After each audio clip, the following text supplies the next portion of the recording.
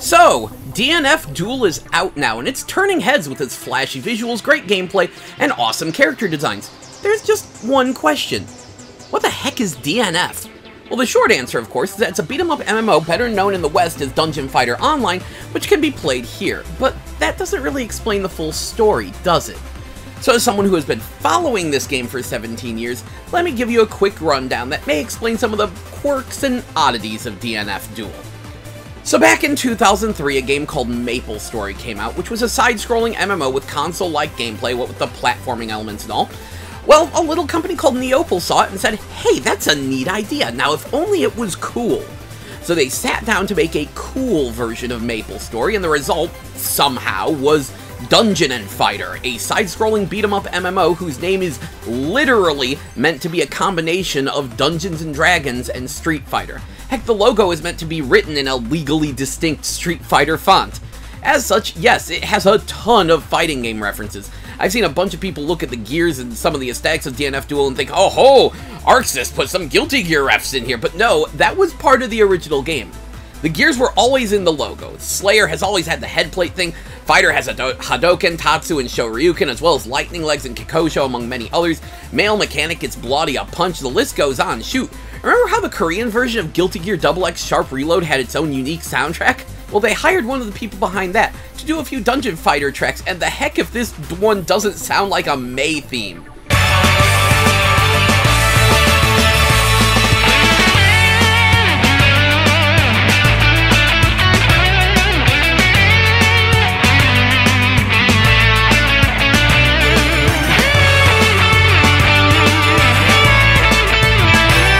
Dungeon & Fighter was kind of meant to be the MMO for fighting gamers. Which was how I found out about it 17 years ago. Someone posted a combo video for it on a fighting game message board, specifically good old Higher Voltage, and I was drooling. An MMO with action combat, command input specials, and sick combos? It was a dream come true. Or it would have been had it released in North America back then. Crap, I remember emailing different MMO publishers begging them to somehow pick the game up. Anyway, Dungeon & Fighter released in 2005, and Neopal's original plan was to have it be a quick one-off. Make the game, run it for a year or two, shut it down. Neopal was a small company that made mostly casual games at the time, and they did not expect it to take off. But take off it did, and it eventually became one of the most played games in Asia. Dungeon & Fighter entered beta with only 3 characters, Male Slayer, Female Fighter, and Male Gunner. At the end of beta, Female Mage was added, and yes, the classes were gender-locked, because making an alternate gender takes as much work as making a whole new class. These are 2D sprite-based characters, meaning every frame has to be manually drawn. But they're also customizable, meaning every clothing piece has to be animated for every potential frame. I've never seen a 2D sprite-based game offer as much customization as Dungeon & Fighter, and that was their main source of income, selling avatar parts. However, the next character added was the Male Priest, who originally looked like the Punisher but with crosses, but they later revised the design. Anyway, after him, people started begging for a Female Gunner. See, the initial idea was that Male Slayer and Female Fighter were the male and female short-range classes, while Male Gunner and Female Mage were the male and female long-range classes. But Mage played so wildly different from Gunner, and Gunner was so popular that the fans demanded a Female Gunner, and so she was the first alt gender they added. And they learned an important lesson. See, they made Female Gunner almost identical to Male Gunner, and as such, there wasn't much reason to play her outside of aesthetic preference. Again, she took as much work to make as a whole new class. From that point on, the alt genders were made to be more different. Male Fighter fights with his feet instead of his hands, and Male Mage is completely different from Female Mage on account of how cutesy and girly she is. Then we got Female Priest and Female Slayer, who are more parallels to their male counterparts than they are just alternate gender versions. Now, a scant few Dungeon & Fighter clones did exist throughout the years, and they almost all made the same stupid mistake. Named characters. Rather than picking a class, you picked a character, and so instead of Swordswoman, it was Alice. The problem with this is that when you're sitting in the lobby and there are 30 Alices all standing around, and I mean, what the heck even is an Alice? What makes an Alice different from a Nancy? And how can you really call it your own character if their backstory declares them to be Alice with a specific story and personality? Dungeon & Fighter was smart, basing itself off Capcom's D&D beat-em-ups. Its characters are all generic classes. yes, they have a backstory, but it's more a jumping off point. Male slayers all have an arm possessed by a demon, female fighters are all avenging their masters, male gunners are all Imperium fugitives who jumped off their floating continent and survived. From there, the story can go a number of ways depending upon how you look at it, and what subclass you choose. See, shortly after the start of the game, you choose your secondary or subclass, which completely changes how your character plays, and also ties in with their story. For the Slayer, it's how he handles his demon arm. Does he dispel the demon and become a Blade Master, sacrifice his eyes to seal it and become an Ashura, or embrace the demon and become a Berserker?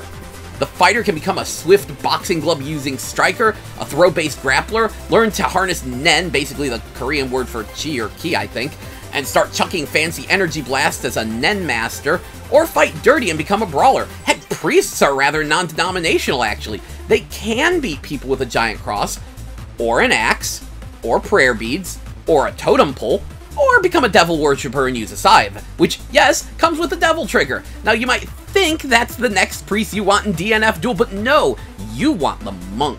Monks shove their weapon into the ground, creating a buffing AoE, and just beat things with their fists as the ultimate boxer archetype.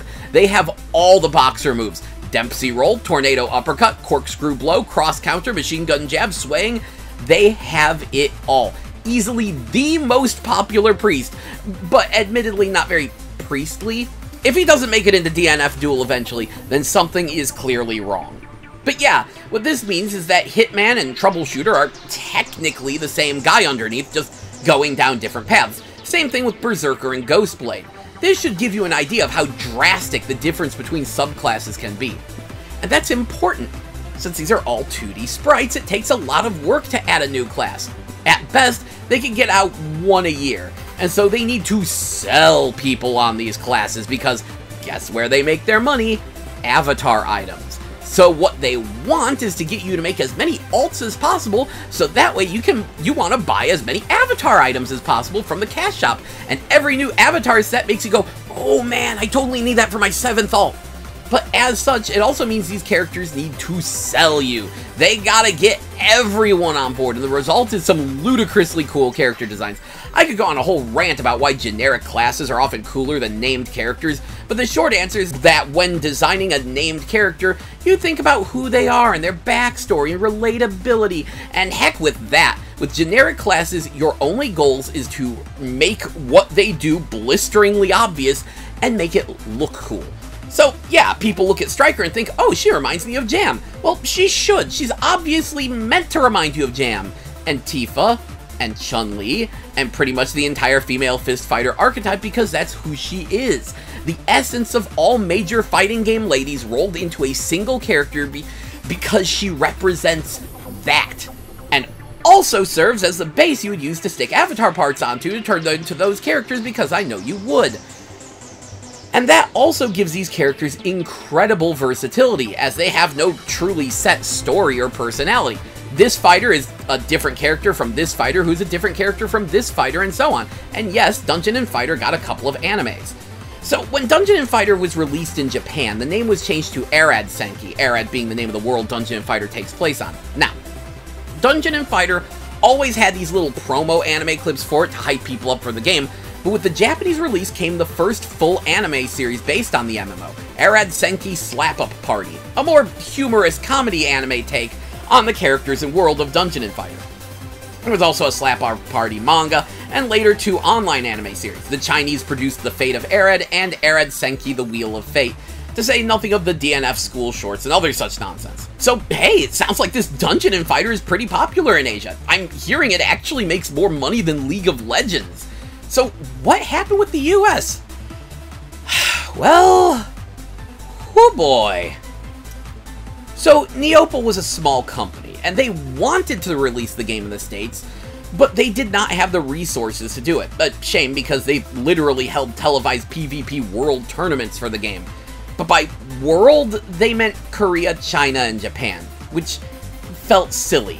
They wanted to get some Westerners in on this. Well, then Nexon came by and offered to merge with them, increasing Neopal's resources and promising a global release of the game. So, Neopal agreed, and Nexon went about completely screwing it up. Dungeon & Fighter would say US release under the less ridiculous title Dungeon Fighter Online, or DFO. The problem was that Nexon was determined to give Westerners a unique experience tailor-made for the Western market, and not just a mere translation of the Korean game, which would never succeed in the West, or in other words, the worst possible version of the game.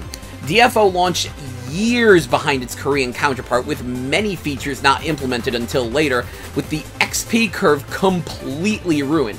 You see, Korea has laws about how much time can be spent gaming, and as such, DNF had features to discourage people from spending all day on the game. Namely, a fatigue system, which only lets you run a certain number of dungeon rooms every day before you'd have to quit, or switch to a different alt. Well, Nexon knew this wouldn't fly in the US, so they inverted it, and also drastically increased the amount of experience you needed to level up. Now, if you wanted to make progress, you needed to grind for hours on end, but because of the changes, there weren't enough quests, so you run out of quests which give you the most XP, and now the grind is even grindier. It was miserable, and makes me wonder how many other Korean MMOs got mangled in localization by people mucking with the experience curve. On top of that, they had a choice between two different avatar sales systems. Either the Korean style, where you just buy the items you want but they're pricey, or the cheaper but more random gacha style found in the Japanese version. They went with the gacha system for the US, and while it was far less awful than any modern gacha system, it still sucked. Now, it is also worth mentioning that this version of the game did have an English dub, so once upon a time, yes, Dungeon Fighter was in English. It is also worth mentioning that Nexon practically sabotaged it. Back when Dungeon & Fighter came out, there were absolutely no other games like it on the market. I spent years searching for an alternative. By the time it came out in America, 5 years had passed, and a similar game titled Rusty Hearts started mere months before DFO's launch. But that wasn't the worst part. No, the worst part was that Nexon launched it alongside a more in-house action MMO titled Vindictus. They came out at almost the exact same time, and Vindictus was a much prettier game with much easier gameplay, and Nexon promoted the crap out of it. Meanwhile, DFO was practically left to rot while the US team continually mangled the game with bad decisions. They would eventually get Justin Wong to do a promo video for the game. But right now, I'm here to talk about my involvement with Nexon and DFO. Before joining Nexon, I was a huge DFO fan, and now that I'm here, my job is to make sure you guys love it just as much as I do. My main character is a striker, and I have been leveling her up so I can run dungeons and PvP with you guys. Hey Justin, word's going around you've lost your touch. Wanna go? I really can't right now, I'm working. But that's about it. Cripes, don't even get me started on how every time the game went down for maintenance, it would be a huge mistake and they'd have to take the game down again for almost the whole day. Every time. Oh, while we're here, I should probably mention Dungeon Fighter Live real quick. So, it was announced back during the Nexon USA days that Dungeon Fighter would be coming to Xbox Live. This sounded super hype, but due to the stupid restrictions Microsoft had, what we wound up with was Dungeon Fighter Live, a drastically watered-down, content-light, barely there version of Dungeon Fighter that costs too much. On the plus side, HG sprites and local co-op. On the downside, only 3 classes, no customization, no subclasses, meaning very few moves, and very few dungeons. Effectively, they took the first 30 minutes of a free-to-play game, stretched it into a couple hours, and charged somewhere like $15 for it. It's abysmal and an embarrassment. Anyway, in Korea, they realized they really wanted to retool the early game, and this led to them realm reborning it with an apocalyptic event called the Great Metastasis. This basically reformed the entire world. Well, the Nexon USA team looked at this and all the translation and dubbing required and said, nope! The US release stalled out during its second Christmas update, and a half a year after that, it was shut down. With no real alternatives, as I'm pretty sure Rusty Hearts was either gone by that time or didn't last much longer on top of that. And even then, it didn't really scratch the itch in the same way. Meanwhile, the European release never made it out of beta.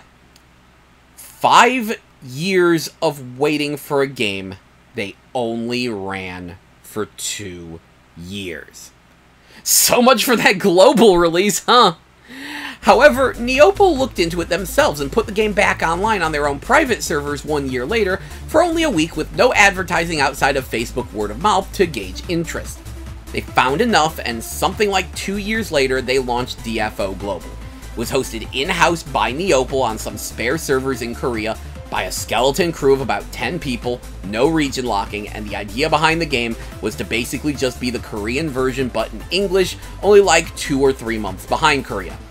That means the fatigue system is back, but it also means you level so much faster. Neopal continually apologized for any of their shortcomings, but the truth was, they did an exponentially better job than Nexon, and have now been running the game for longer than Nexon. But that's the weird thing. Neopal is part of Nexon, and yet DNF Global is not part of the Nexon ecosystem of games. It's its own separate thing, being handled entirely by Neopal, which is now part of Nexon, but no Nexon involvement. Somehow, it's a weird situation.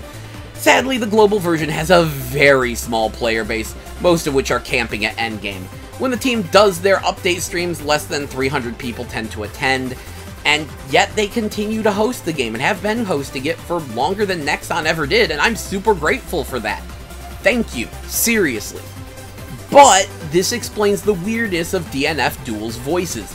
DNF Duel has Korean, Japanese, and Chinese voice options, but no English. Because what's the point? DNF is seen as a flop outside of Asian regions and pretty much only got a Western release because screw it, why not? Fighters sell. I mean, shoot, Grand Blue Fantasy technically doesn't have a proper US version, yet its fighter got a US release, so why not DNF Duel? So okay, Dungeon Fighter is a beat-em-up MMO that did great in Asia, but the Western release was completely botched. Not the first time this has happened. Sup TurboGrafx16 and Saint Seiya, how you doing? Tell Masked Rider I said hi. But this doesn't really explain the story and world. If you actually try to play DNF Duel story mode, you're likely very confused. Well, that's because the story mode is hot, steaming garbage that very poorly represents the game, doing nothing to introduce newcomers to the world and even baffling longtime players. You gotta be balls deep into Dungeon Fighter lore to figure out that the plot of DNF Duel is a whole lot of nothing, but I'll do my best to explain.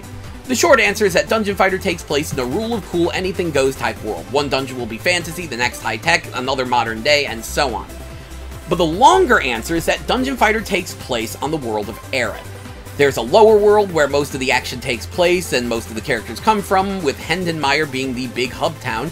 In the middle of the sky there's an ocean called Middle Ocean, and above that is an advanced city of Empyrean where gunners come from. The people up there are tall and skinny, and yeah, they have a bunch of high-tech stuff, and they refer to the ground as the underworld. But what's really wild is Pandemonium. This is where mages come from, and at first glance it appears to be some kind of hell. Until you find out that female mages come from the Bronx and male mages are from Harlem. Pandemonium is New York. There's a fantastic video on the official Dungeon Fighter YouTube channel that explains this called the Pandemonium documentary, but I'll summarize it here. Basically, back on Earth, mankind got super advanced and created 12 artificial gods. However, these false deities ran amok and decided to try to blow up the Earth to get it to its core and create a 13th artificial god. This pissed off the true creator of the universe, Carloso, aka the Great Will. Yes, the god of this universe is named Carlos. Praise Carl! Anyway, Carloso fought the 12 false gods and defeated them, but in the end their battle destroyed the Earth, though an escape pod did manage to get away and eventually land on Arid to become known as the Tower of Despair. So there's a chance that the people of Arid are descendants of Earthlings. Meanwhile, a chunk of the planet, specifically New York, did manage to remain intact and fly through space. The radiation of space mutated the people of New York into demons and furries. The chunk of planet would come close to many other planets on its long space journey, causing its inhabitants to be attacked by all manner of monsters, and as it did, it attracted many strong beings, which were actually the reincarnations of the 12 artificial deities, and would come to be known as the Apostles, which serve largely as Dungeon Fighter's main bosses. There was so much chaos on this chunk of planet that it became known as Pandemonium. Eventually, it would find itself in orbit around Arid, which is where we are today. So as for the plot of DNF Duel, well, the goddess-looking lady is basically trying to summon Carloso, though they never call him by name, and does so by giving all the characters a piece of him called the Will, in order to attract more. The end boss, the Lost Warrior, is actually only a semi-minor boss in the actual MMO, but he is a chunk of Carloso that gained a degree of sentience, hence why you fight him. The characters you play as in DNF Duel do not share the same backstories as the original Dungeon Fighter cast, but as I said, the convenient versatility of everyone being a generic class pays off here. But yes! Isn't DNF Duel's story lame? It's a freaking MacGuffin quest. Cripes, there's so much wild backstory and information in Dungeon Fighter, and not only does the game not explain it, it not explains it in the most long-winded and useless way possible, and in the end, there's barely any plot at all. What is this? But anyway, there's one last thing to cover. Why does DNF Duel exist? And boy, howdy can I tell ya. So Dungeon & Fighter is quite popular. It's also 17 years old. This client was designed for Windows XP. The technical debt is insane. It runs quite awkwardly with weird loading pauses for seemingly no good reason and so on. Heck, getting a controller working on it is a pain due to changes in Windows. Any day now, Microsoft could break compatibility with the game and send everything into chaos. It's clear that Dungeon & Fighter needs a new version, an overhaul, a sequel. But making a sequel to an MMO is one of the hardest things in the world. You're trying to replace something with 17 years worth of content while also telling everyone to start over from scratch? Not an easy feat, and these people know it. So they're hedging their bets and diversifying just in case Dungeon & Fighter's successor winds up imploding. They want to keep the brand alive so they can try again. So right now we have Project BBQ, which was originally a third-person MMO take on Dungeon & Fighter, but has since been changed into Project AK, a console-exclusive Souls-like set in the DNF world, and wow, do I hope they don't change the combat too much because Project BBQ looked good. Meanwhile, we have Dungeon & Fighter Overkill, an attempt to do classic 2D DNF gameplay, but with polygons. Then we have this, DNF Duel, a fighting game set in the Dungeon & Fighter world, and it's a brilliant move to keep the game and brand alive. A good fighting game lasts forever. We still have people playing Super Street Fighter 2 Turbo. Capcom's JoJo's Bizarre Adventure Fighter was more pivotal to JoJo's sudden explosion in popularity in the West than you may realize, and every day older fighters are being rediscovered. As such, even if all the Dungeon & Fighter MMOs fall apart, DNF Duel could keep the hype for the world of Arid alive long enough for Neopol to try again. It's a bit of an extreme failsafe, but you know what they say. You have to spend money to make money! And that, my friends, is what DNF is all about. I hope this answered some questions and explained some quirks. Until next time, I leave you with this. Slayers, a unique type of swordsman filled with the source of the foreign energy in one arm, overcoming the pain of curse and evil itself. They slay their enemies with the swordsmanship that goes beyond the human limits. Fighters, martial arts specialists who constantly push their bodies to the limits and control the power of Nen.